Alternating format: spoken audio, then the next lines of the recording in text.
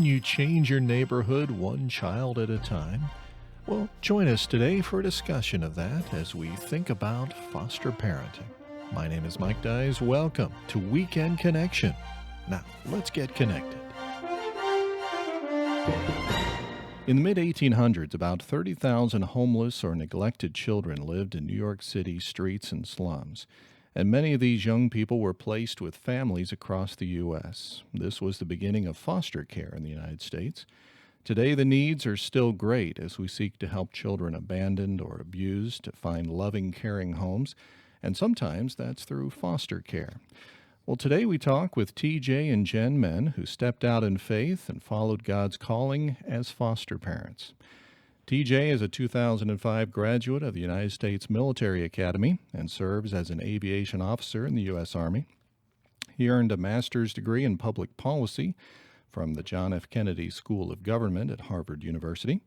Jen graduated from Trinity College of the Bible and is a certified member of the Association of Certified Biblical Counselors. She later received her master's degree in public administration, also from the Kennedy School at Harvard. They're authors of Faith to Foster, detailing their experiences as foster parents to 22 children. Well, TJ and Jen, welcome to Weekend Connection. Thank you, sir. We are delighted to be here. You know, we see so many problems in the world: poverty, homelessness, crime, abuse. Well, foster parenting is a way to help address those issues in the lives of children affected by those issues. Maybe we should start by defining foster parenting. For instance, how does it compare to adopting a child? Sure. So foster parenting is the first step when a policeman comes to a home and sees that there's abuse, neglect, or abandonment that happens, and they need to place that child immediately somewhere. If family members can't be identified right there on the spot, then the children would go to a temporary home that would foster a loving environment where they can stay until a permanent solution can be found, whether that be back with a member of the birth family or towards an adoptive home. Now, you both had some experience growing up in families where there was foster parenting going on. Do you think that had those examples and those experiences, do you think that affected your decision to get involved as adults?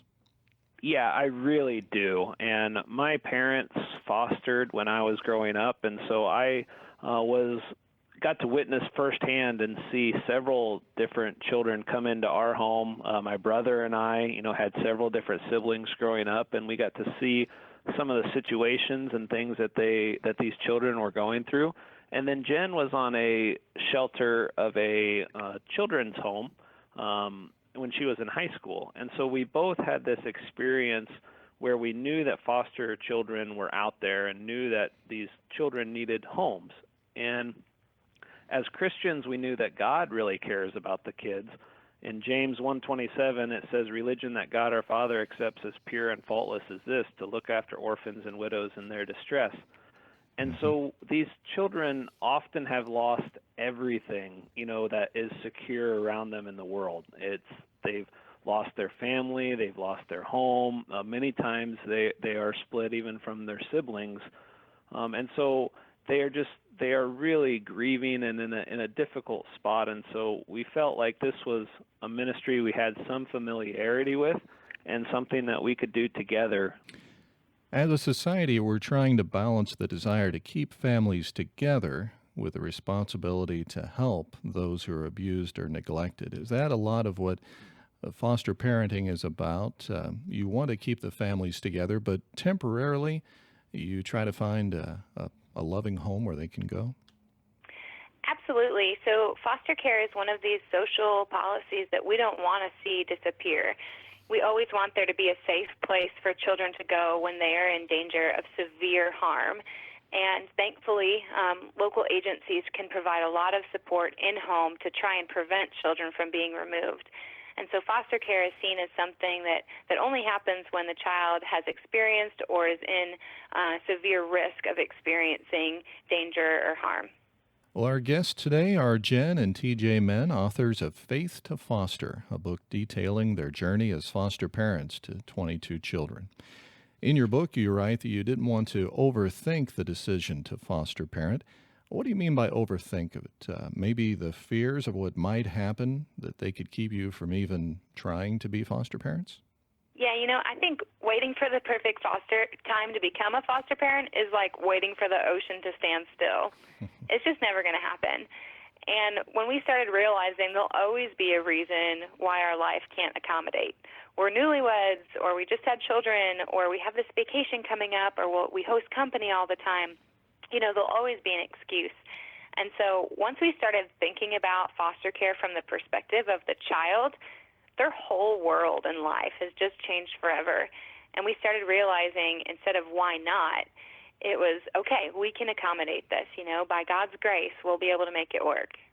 Well, you mentioned your situation, being a military family. That must have made it even more of a challenge with the relocations and everything involved there. Yeah, it really throws, I think, some unique considerations in, but we've also been blessed by having the support of so many great friends and our church family wherever we've been stationed. And one of the unique instances of this, I guess, or one of the cool stories is our first placement. We had 3 children, all under the age of 4, come to us. Literally, we got a call, early in the afternoon or late morning, and then by that afternoon, we had 3 kids under 4 in the house. And Jen was 22.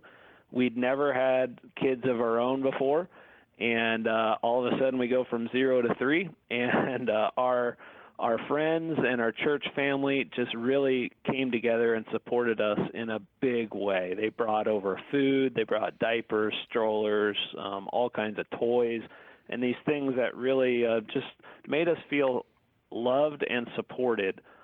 And it brought us closer together with our church and with the other members of our Sunday school class and just our friends. And so we really appreciate that and think that we've benefited from the unity of the church in seeking to serve these children. Well, we'll be talking more about that and how friends and church family members responded. Let's talk a little bit about your marriage. Marriage is stressful enough, especially as newlyweds, getting adjusted to married life. How did being a foster parent affect your marriage? I'd say with regard to our marriage, it brought us closer together. We have a ministry together, and our marriage is no longer just about the 2 of us. So many people, I think, are concerned of their happiness or their future plans, but we try to partner together and bring an eternal change into the lives of not only the children, but the families we interact with through foster care, and it gives us another cord to bind our marriage together. Don't get me wrong, there's additional stress in the home that the children place on our relationship, but that's okay. Like, Jesus didn't call us to live a comfortable life. Yeah, and I think that's really one of the profound areas that's affected us, spiritually as well, that influences our marriage, is we've had to rely on the Lord, not just each other. We've had to hope in Christ and His grace being revealed, because we couldn't hope in an outcome. It wasn't hoping birth dad comes to the visit, or hoping for an opportunity to adopt these kids, or hoping one of us would get pregnant or the next promotion.